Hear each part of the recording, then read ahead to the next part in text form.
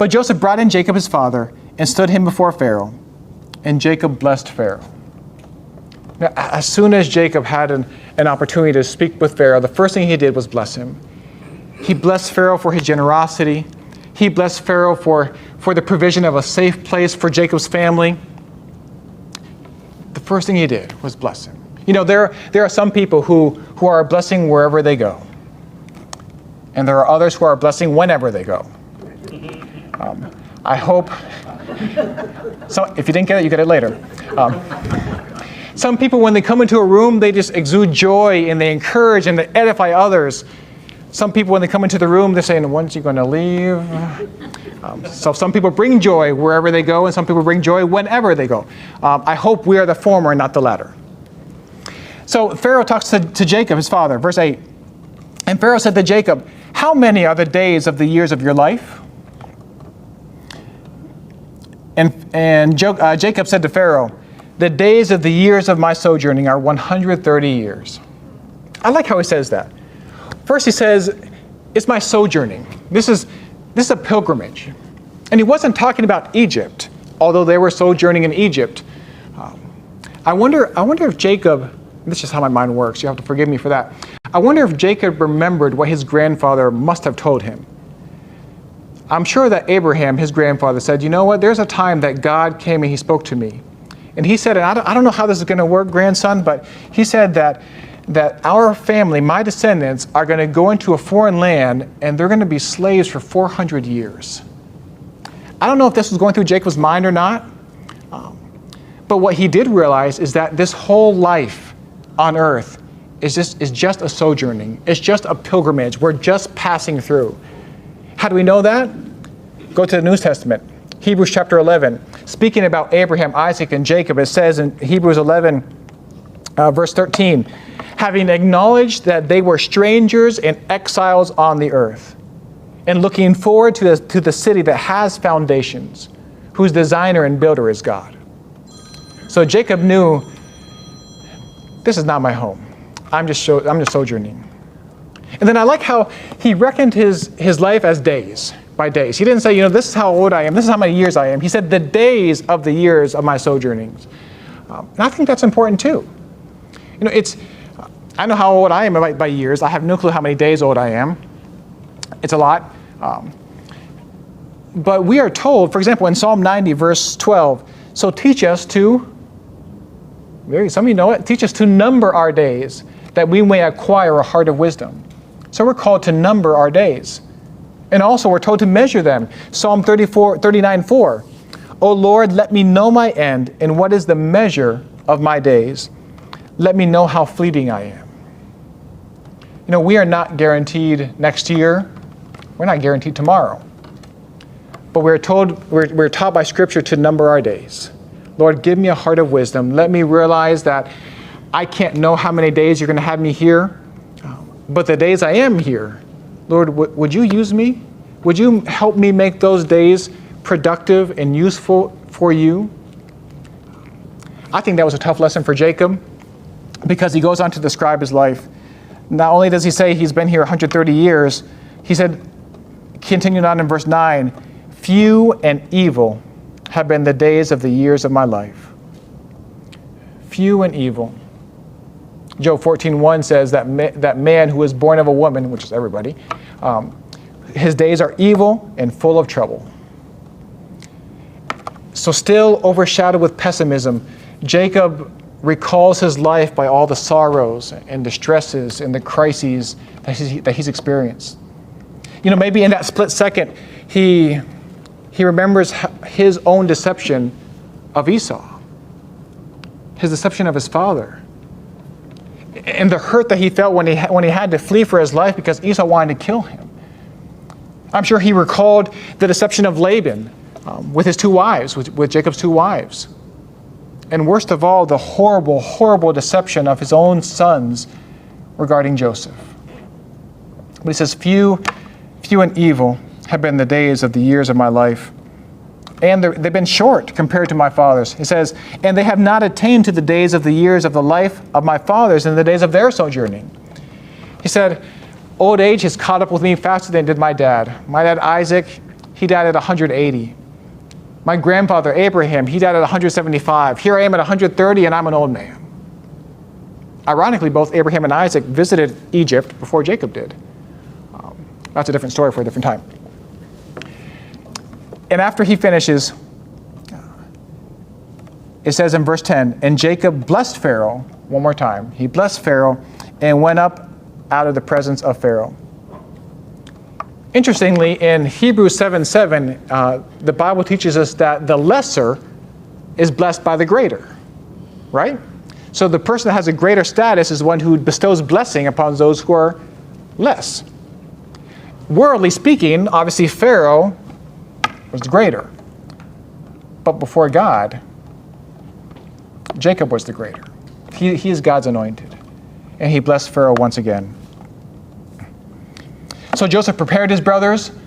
Joseph presented them before the leader. And now we see Joseph's preservation of the whole region. So Joseph's preservation of the whole region. And we see that first time with his family, Joseph's grace with his family. Look at verse 11 and 12. Then Joseph settled his father and his brothers and gave them a possession in the land of Egypt, in the best of the land, in the land of Ramesses, as Pharaoh had commanded. And Joseph provided his father, his brothers, and all his father's household with food, according to the number of their dependents or of their young ones. The phrase in the land of Ramesses or Ramses or Ramses in Exodus, it's the same place as the land of Goshen that we saw in chapter 45 and chapter 46, here in chapter 47. What most people believe, what most commentators believe, is that it's an alternative designation for the land of Goshen, a term that is used later that more accurately describes the region for Moses' contemporary readers. So when Moses actually writes this later, they understand the land of the region or the land of Ramses. So that's why he put it in there. It's the same place. So Joseph provides for his family. And this shows Joseph as a good man, providing, showing tender care for his family. But more than that, I think it shows us God is a good God who brought up Joseph to be capable of doing what he just did for his family. And fulfilling the promises that God gave later on in Psalm 37:19, where it says, in the days of famine, they will have abundance. And as Egypt is going through this, not Egypt, as the whole known world is going through this famine, Joseph sets up his father and his brothers and all their family in the land of Goshen, and he gives them food, and they have abundance, and they live well by the grace of God. So Joseph's grace with his family, but now Joseph's governance during the famine. When Joseph interpreted Pharaoh's dreams, probably about 9-10 years earlier, Pharaoh said very specifically, I can't find any other discerning and wise man as this man Joseph. So Joseph, you are that man. You will be in charge. And we were able to see Joseph in previous weeks show his discernment and show his wisdom in preparing the land during those 7 years of abundance. He built silos, he built barn houses, he built storehouses to fill all the grain. He started measuring it, but it got to the point where it was so much they couldn't even measure it anymore. So he said, just keep on filling it up. We saw his wisdom. We saw his wisdom in the sermon and how he brought Jacob and his brothers down into the land of Goshen, how he prepared his brothers. And now as the whole world, especially Egypt, is starting to feel even more and more these hunger pangs, literally, of the famine, we see Joseph's wisdom once again surface. Verse 13, now there was no food in all the land, for the famine was very severe, so that the land of Egypt and the land of Canaan languished by reason of the famine. I started to think, what would happen if God decided to hold off the rain for 2 or 3 years? What would happen? It'd be rough. I mean, I don't care how much money you have. At some point, the food starts to run out. We live by God's mercy. It is by God's grace, by God's common grace, that we are alive, that we can still produce food. And I think seeing what Joseph went through and with all of his family in the world, it reminds us that God is a gracious God, even to those who don't believe, even to those who hate him. God is a gracious God. But here we are in the midst of the famine. We know that when his brothers came and he revealed himself, Joseph said, hey, only 2 out of 7 years of famine have gone by. We still got 5 more to go. We're still in this for the long haul. So this is in the middle of the 7 years of famine. And so the people of Egypt, some of them were sort of smart maybe and started to store up something. But it came to a point after a couple of years that food ran out. What do? So they went to Joseph. Verse 14. And Joseph gathered up all the money that was found in the land of Egypt and in the land of Canaan in exchange for the grain that they had bought. And Joseph brought the money into Pharaoh's house. So what happened? It's not that tough to figure out. They needed food. They had money. Last I checked, you can't really eat gold and silver very well. It doesn't really, satisfy your hunger. So they bought food. They went to Joseph and said, "Hey, we need food. Sell us your food. Sell us your grain." So he did, and it got to the point, whatever year that was, that all the money in Egypt had been spent buying grain, buying food. And I love how it says Joseph just gathered up all the money. Simple as that. But look specifically what Joseph does, and then we're going to take a couple minutes to talk about this. It says, and Joseph brought the money into the treasury. It specifically says he brought the money into Pharaoh's house. See, this is integrity. And this is one of the places that we see integrity so clearly in the life of Joseph. Joseph did not minister the bank account of Egypt. It says he brought all the money into Pharaoh's house. There was no kickback for Joseph. There was no offshore account that he set up somewhere. There was no secret slush fund. No, Joseph brought all the money into Pharaoh's house. Integrity is what keeps our eyes on our own paper during the test. And for a lot of you, that is totally irrelevant right now. So integrity also is what makes us record only true figures on our expense account.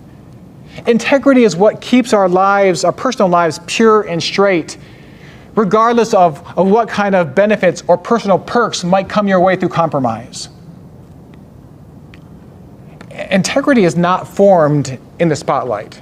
It wasn't that right here when Joseph had the opportunity, had all this money at his disposal, he's like, should I be honest? No, integrity isn't formed in the spotlight. Integrity is developed in those seemingly insignificant moments when no one's watching. That's when integrity is born. That's where it's developed. That's where it grows. When no one's watching. So the tough question for me, and I'll share it with you tonight, is, am I a person of integrity? Am I a person that other people can trust? Do my kids know that I'm a man of my word? If I say something, I will do that? Or they say, oh, well, Dad just said that, he's not really going to do it. Does my spouse trust me when she's not with me? What about my boss, my coworkers? In his book called The Integrity Crisis, listen to what Warren Wiersbe says. What is integrity? The Oxford English Dictionary says that the word comes from the Latin integritas, which means wholeness, entireness, completeness. The root word is integer, which means untouched, intact, entire. Integrity is to personal or corporate character as health is to the body, or as 20/20 vision is to the eyes. A person with integrity is not divided. That's duplicity. Or merely pretending. That's hypocrisy. He or she is whole. Life is put together, and things are working together harmoniously. People with integrity have nothing to hide and nothing to fear. Their lives are open books. Does that describe you? I really hope it describes me. Unfortunately, I see my life. I see things that other people don't. And so there are moments where, once again, God's word as the mirror shows me, Peter, you are not acting in integrity in that moment. And I pray that as we consider the life of Joseph, that we would see him as a man of integrity and ask ourselves, God, what kind of man, what kind of woman am I? Am I a person that other people can trust? Am I honest? Am I responsible? That was Joseph. So then the money failed. Continuing on, verse 15. And when the money was all spent in the land of Egypt and in the land of Canaan, all the Egyptians came to Joseph and said, Sir, give us food. Why should we die before your eyes? For our money is gone.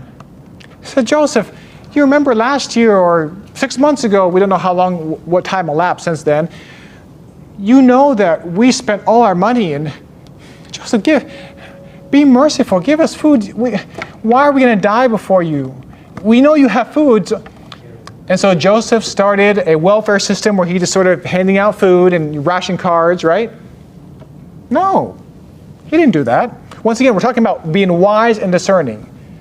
Is there a place for welfare? Absolutely. This is not it. So instead of just handing them out food, Joseph said, okay, well, you don't have money, well, bring what you have. Bring what you have. He said, Joseph answered, verse 16, well, give your livestock, and I will give you food in exchange for your livestock, if your money is gone. And they probably thought about that for about a minute and a half and said, okay, we don't have enough food to eat ourselves, let alone feed our cattle. The grass is already brown. There's no more grass left. They're going to die. We can't live off of them for very long. So, okay. So they brought their livestock to Joseph. And Joseph gave them food in exchange for the horses, the flocks, and the livestock.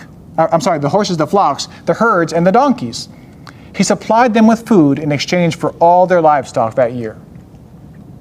So the people previously, probably the year before, gave all their money. They used their money to buy food. When the money ran out, they were hungry again. So Joseph said, okay, well, then bring what you have. And they exchanged their livestock for food. Another little sidebar. So now Pharaoh, it's just the same letter. So now Pharaoh, all of a sudden, has all the livestock in the land of Egypt. Who could take care of livestock for him? Oh, I don't know, but I bet a lot of that ended up in Goshen. Hence, if you know of any able men among you that can take care of my livestock, go for it. Well, all of a sudden, Pharaoh has a ton of livestock. He needs people. Sidebar. Okay. It's interesting now, though, Pharaoh's dream is starting to come true, isn't it? Remember the first part of his dream? There were 7 healthy cows eating on the bank of the Nile. Then all of a sudden, up from the Nile came these ugly, scrawny cows. And they completely devoured these 7 healthy cows. But the 7 ugly, scrawny cows remained ugly and scrawny. They didn't get any fatter after they ate the fat cows. Well, guess what Pharaoh has now? Lean cows all over the place. So his dream is starting to come true. All the famine is wiping out any hint of abundance. People have no money. Now they have no livestock. And when the year ended, verse 18, when that year was ended, they came to him the following year and said to him, we will not hide from my lord that our money is all spent. The herds of our livestock, they are my lord's. There is nothing left in the sight of my lord but our bodies and our land. Why should we die before your eyes, both we and our land, by us and our land, for food, and we with our land? We will be servants to Pharaoh, and give us seed that we may live and not die, and that the land may not be desolate. So when the money ran out the first time, and they got hungry again after all the food, Joseph said, okay, well, bring what you have. Bring your livestock, and I'll exchange food for livestock. And he gave him food for that year. Well, the next year, so we're in year 5 or 6 of the famine, so we still have a little ways to go. They come before Joseph and said, Joseph, we have nothing to hide because we have nothing that we can hide. You know our money is gone. All of our livestock already belong to you. They belong to the government, to Pharaoh. Notice that now Joseph doesn't suggest anything. They suggest it. They said the only thing we have left is, well, we have ourselves and our land. So So buy us, buy our land. We will become indentured servants to Pharaoh, to the crown. Buy our land for food. Just don't let us starve. What's the point of having a people dead and a land desolate? So buy us. We're selling ourselves. And so Joseph did. Verse 20. So Joseph bought all the land of Egypt for Pharaoh. Once again, it's not for himself. He didn't take a cut. He bought it for Pharaoh. For all the Egyptians sold their fields because the famine was severe on them. The land became Pharaoh's. As for the people, he made servants of them from one end of Egypt to the other. I'll get back to that phrase in a second. Only the land of the priests he did not buy, for the priests had a fixed allowance from Pharaoh, and lived on that allowance that Pharaoh gave them. Therefore, they did not sell their land. So Joseph, probably knowing what the people were going to say, he said, okay, we'll do that. So he bought all their land, and he essentially bought them. He made them into servants.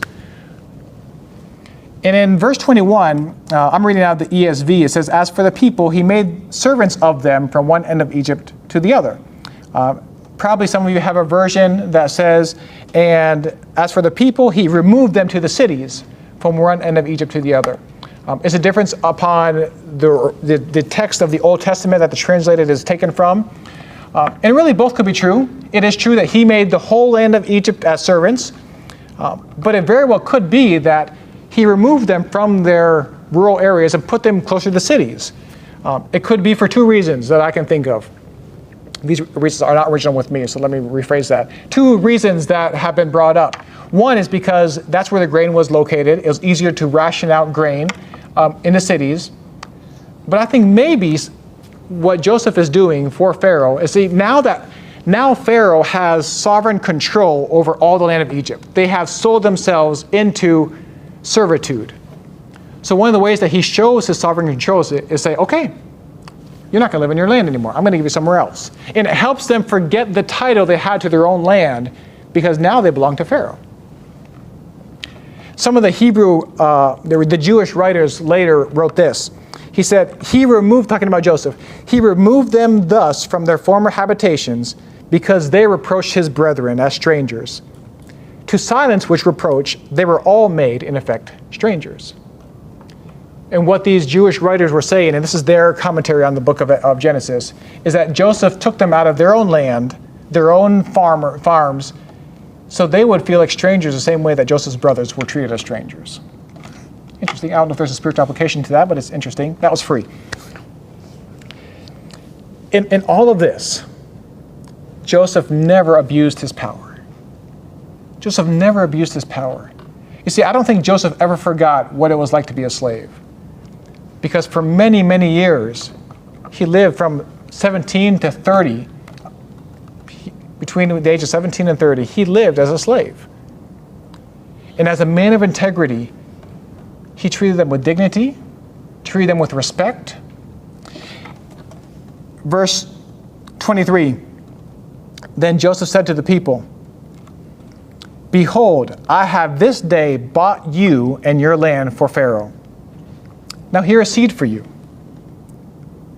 and you shall sow the land. And at the harvest you shall give a fifth to Pharaoh, and 4/5 shall be your own, as seed for the field, and as food for yourselves and for your households, as well as for your little ones. So Joseph says, okay, this is what we're going to do. I have officially bought you and bought your land. This is what we're going to do. I'm going to give you seed. I'm going to give you food. And I'm assuming what he's saying is that once the famine is over, because there's nothing growing right now, but this is what you can do with the seed. I'm going to assign you fields. I'm going to assign you areas, and you're going to sow this seed. And when harvest comes, you're going to harvest it, and 20% goes to the government. He basically imposed a tax. 20% goes to Pharaoh, and then 4/5 of that, it's yours to eat, for your family, to replant for next year's harvest, and every year, 1/5 goes to Pharaoh. And some commentators are very harsh. How could Joseph be so cruel? And well, no, think about it. Any other ruler that was not as wise and discerning as Joseph and was not a man of integrity would have taken so much advantage of these people. And how do we know that it wasn't cruel and unusual punishment? Let's keep on reading. Verse 25. And they said, who's they? The people, the Egyptians that sold themselves in their land to Pharaoh through Joseph. And the people said, you have saved our lives. You have saved our lives. May it please my Lord, we will be servants to Pharaoh. They were content. They were happy with it. Honestly, 20% tax bracket, that's not too bad. Everyone across the board, 20%? I know some people that would be happy with that. But Joseph is showing how wise he is in his governance over the whole land of Egypt during this time of famine. One of the things that, verse 26 is actually where we're supposed to finish our, in terms of our chapter and verse tonight. Verse 26 says, so Joseph made it a statute, a law concerning the land of Egypt, and it stands to this day, as Moses is writing this, that Pharaoh should have the fifth. The land of the priests alone did not become Pharaoh's. So it became a standing practice, a standing statute, a law in the land of Egypt, that every year a fifth of the produce, a fifth of the harvest, goes to Pharaoh, to help remind the people that, hey, when you should have died, you didn't. You were spared. And thinking about Joseph, especially this last chapter that we just read together, part of this last chapter we read together, one of the things that I see as a man of integrity is that Joseph learned to be responsible and to be trustworthy in every single chapter of his life, regardless of how much or how little God gave him. Joseph learned the idea and the value of saying, you know what, God, I don't get why I'm here right now, and I don't have a whole lot to give. But God, what you have given me right now in this chapter, I'm going to be faithful with it. As a slave in Potiphar's house, he didn't have a whole lot. He had his integrity, he had his character. That was pretty much it. But he used that faithfully. He was faithful with what God gave him in that chapter. The same thing when he was in prison. He was faithful to God with the responsibilities that God gave him. And now, as pretty much Prime Minister of Egypt, once again, he proved himself as a man of faith, as a man of responsibility, as a man of integrity, being responsible with what God gave him. Now what God gave him was a whole lot more than before. So the question for you and for me is this: are you being responsible in this chapter in life with what God has entrusted you? Are you being responsible with your finances, with your time, with your talents and abilities? Please don't tell me when I retire, I'm going to do this. And I love plans. Please plan for retirement. But don't tell me now, yes, when I retire, this is what I'm going to do for the Lord because I have so much time. That's great for that chapter. But today we're right here. Today. Are you being faithful today? Don't tell me about what you did in your previous church and how you served the Lord. That's great. I'm happy. But today, what are you doing today for the Lord? Are you being responsible today with what God has given you, with your time, with your finances, with your abilities? Before we wrap up tonight, that's as far as we're supposed to read. We're going to cheat and read a couple more verses in a second here. But since this is our concluding study on the life of Joseph, I thought it would be appropriate to sort of take a big picture look. And there are so many lessons we could learn, and there is not time we're going to go over them. So I just chose two blindingly obvious lessons about the character of God that we see through Joseph. And I hope we've seen Joseph's character through this study, through all these weeks, and even this evening. So go with me to Genesis chapter 50. We'll read the two verses that are very well known. So the famine ends. Jacob, his father, was 130 when he came into Egypt, and he lived 17 more years. So at the age of 147, Jacob passes away. He passes away in peace. Joseph is there. And so Joseph goes before Pharaoh and says, Pharaoh, my father has passed away. And he has specifically requested to be buried where his fathers are buried in the land of Canaan. So please give me permission. I will go, I will take my brothers, and I will come back.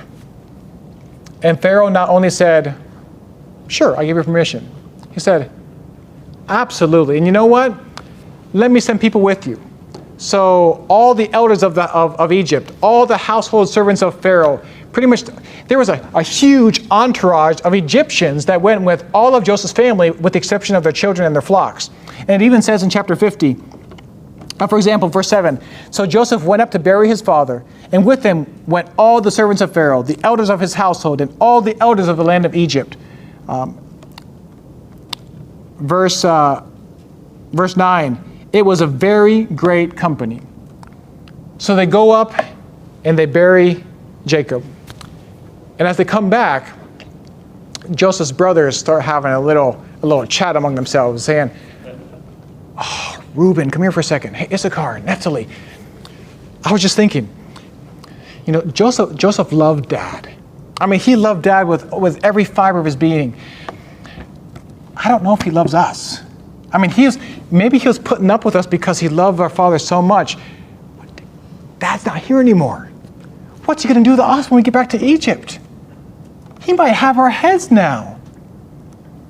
We got to do something. So the brothers come up. Actually, they send a messenger to Joseph. Joseph calls him and says, the messenger said, hey, our father Jacob said before he dies, tell Joseph to please pardon and forgive your brothers and basically don't kill us. So Joseph brings his brothers together. And in verse 19 and 20 of chapter 50, Joseph said to them, to his brothers, do not fear, for am I in the place of God? As for you, you meant evil against me, but God meant it for good, to bring it about that many people should be kept alive as they are today. So don't fear. Don't fear. One of the blindingly obvious lessons we see in the life of Joseph is God's providence. God's providence. John Piper defines God's providence very simply as God's wise and purposeful sovereignty. Sovereignty means that God does what he wants to do when he wants to do it because he is sovereign. But God's providence adds the layer of God is purposefully and wisely working in and through the course of humanity to fulfill his purposes, to do what he wants to do when he wants to do it. A Puritan writer, John Flavel, said this about the providence of God. He said, providence is best read like Hebrew. How do you read Hebrew? Anybody know? Backward. Providence is best read like Hebrew, backwards. Only then is it possible to trace the divine hand on the tiller guiding the gospel ship into a safe harbor. No matter how dark things get, his hand is always in control. I like that. Providence is like God's hand. Just over a month ago, Pastor Russell said this last week, and it's very true. Joseph reminds us that sometimes we go through tough spots in life. And I know that's true for every one of us. Just over a month ago, in God's providence, our family went through a very, very difficult chapter in our lives. Probably one of the most difficult chapters we've faced yet. And in his wisdom, God stripped away everything that we would have run to for support outside the prayers of our body in Christ. But God wisely stripped away everything that we would have used to support ourselves and to really look for encouragement. He stripped it away.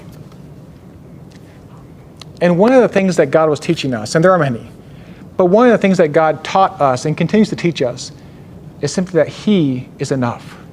God is sufficient. We don't need anything else. We don't need to rely on finances. We don't need to rely on health. We don't need to rely on family. We don't need to rely on jobs or a future. We rely on Jesus Christ. God is sufficient. And I think Joseph saw that and had to learn that throughout his life. And I think he would resonate with this poem by poet William Cowper. Never heard of him before, but I like what he says about the providence of God. He says, "Judge not the Lord by feeble sense, but trust him for his grace. Behind a frowning providence, he hides a smiling face. His purposes will ripen fast, unfolding every hour. The bud may have a bitter taste, but sweet will be the flower." If Joseph would have written that, he probably would have. Maybe not, but. So think about, and thinking about providence, one of the verses that often comes to mind is Romans 8:28. Who knows Romans 8:28? Oh, I better see some hands here. "For we know that all things work together for good, for those who love God and who are called according to his purposes."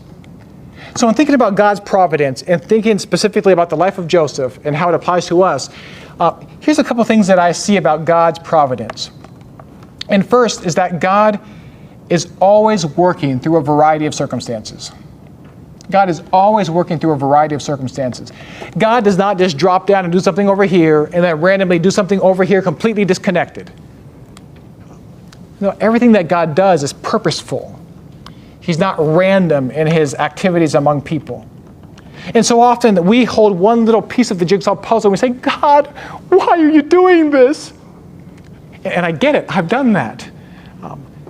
Don't think that Joseph didn't do that. The Bible doesn't say what he was thinking, but I bet when he was sold into slavery, he's saying, "God, what are you doing? I don't get it. Why?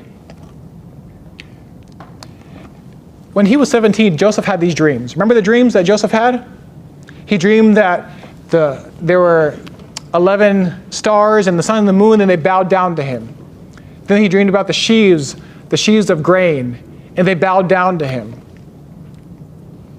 Do you think that Joseph would ever have thought that in order to fulfill those dreams, he would have to be forsaken by his brothers, sold into slavery, falsely accused by Potiphar's wife, forgotten in prison? No. But now, chapter 50, verse 20, looking back, he says, "You guys meant it for evil, but God meant it for good." He was reading Providence like Hebrew. He's going backwards. He said, "You know what?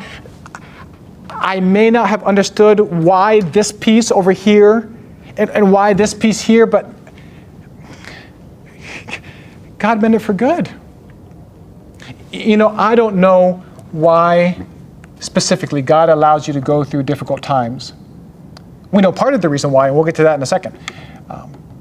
But you can rest assured that God is working through a variety of circumstances.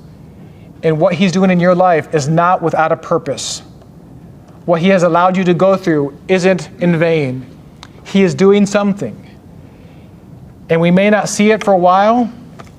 God doesn't promise we'll see it at all.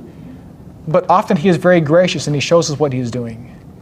And as we look back, we can see, God, when that happened, you were there.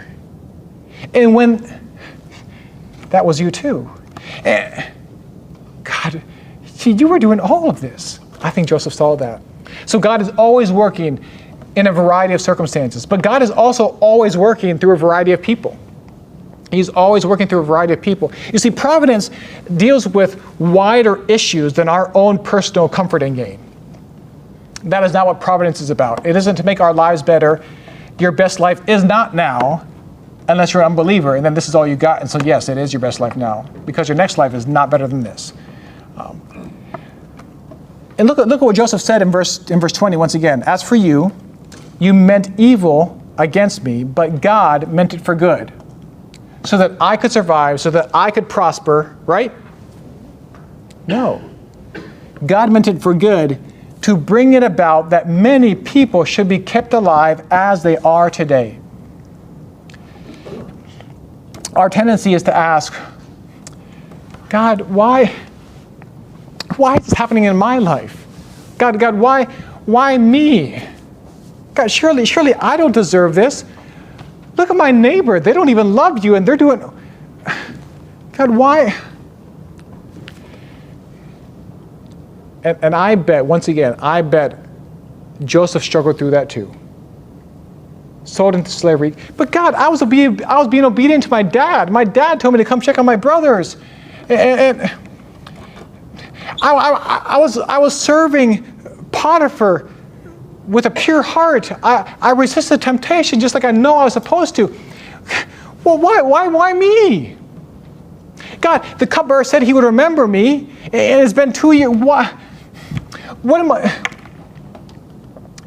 And Joseph had to be taught by God through those humbling circumstances that, you know what? It's not all about you, Joseph. And that's a tough lesson to learn.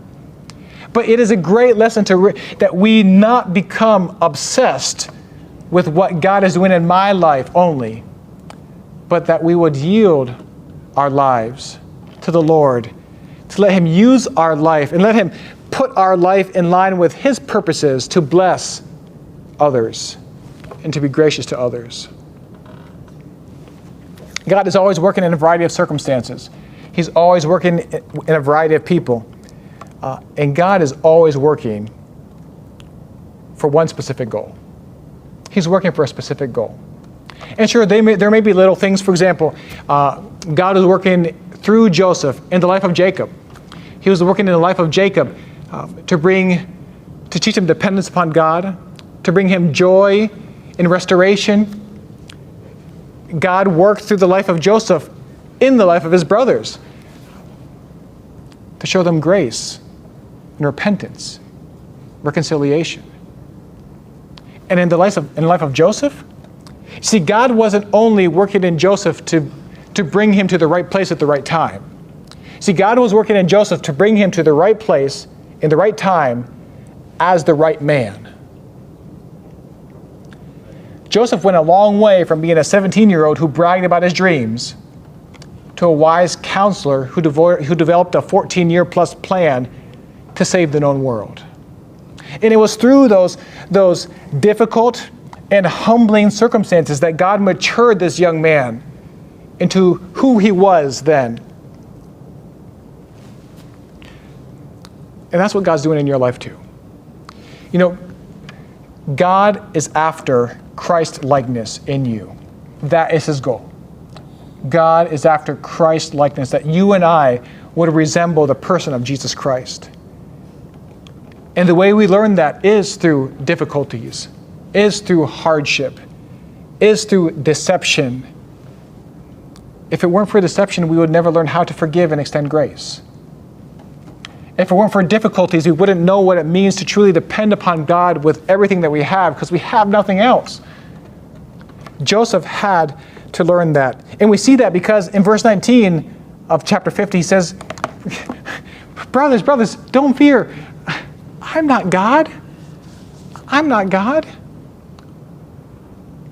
One of the things that God teaches us in our hardships is that we are not sovereign. For all us control freaks, you are not in control. Sorry. There is one who's in control, and His name is the Lord Jesus Christ. And Joseph had to learn that. But you know what? There is wisdom in planning for the future, but realize that there's only one God who holds everything in His hand. But He can be trusted. How do I know? Because He who did not even spare His own Son, but gave Him up for us. If He did that, how will He not also give us freely all things with Him? He's trustworthy. So God's providence. One last thing, and then we'll wrap it up. One of the things that we see in Joseph's life is God's providence, but also God's promises. We see a lesson about God's promises. You see, this is the last chapter in Genesis. It's the last story in Genesis. It actually goes from chapter 37 to 50. But the life of Joseph, the story of Joseph, is not just the last thing in Genesis. It is the resolution to Genesis. You see, Genesis takes its readers on an incredible journey from fratricide, killing brothers, to forgiveness. From famine to feast. And from promises to fulfillment. You know, and in Genesis 37 through 50, in this last section of the book of Genesis, it's not only about God's providence, it is about that, but it's about God's promises. You know, in a way, God is uses Joseph to sort of show what it would be like to turn back the curse. Obviously not completely. And in Joseph, he accomplishes, at least in part, his promises to Abraham. And I love how he does it, because God stacks the deck against him. And then he shows how he accomplishes the impossible by taking a lowly slave, Hebrew, exiled by his own family, to save the world. And maybe the reason why Moses dedicated so much time to talk about Joseph is to show how God can pull off the impossible. God can pull off the impossible. And maybe, okay, really fast. Chapter 49. Chapter 49 is where Jacob, right before he dies, he blesses all of his brothers. And listen to how Jacob blesses Judah. Just one verse, and then we'll keep on going. And then we do have to wrap it up. This is how Jacob blesses Judah, at least part of it. Chapter 49, verse 8. It says, Judah. Look for similarities here. Judah, your brothers shall praise you. Your hand shall be on the neck of your enemies. Your father's sons shall bow down before you. It almost sounds like he's recounting Joseph's story, doesn't it? And yet that's for Judah. Maybe, just maybe, the reason why Moses spends so much time in the life of Joseph is so his people would look for a coming Joseph from the line of Judah. A coming Joseph who would completely reverse the curse from the Garden of Eden, and who would finally fulfill all the promises that God made to Abraham. You see, Joseph is not the hero. He's not. There is only one hero in this book, only one hero in the story, and that is the Lord Jesus Christ. Think about it. Beloved by his father,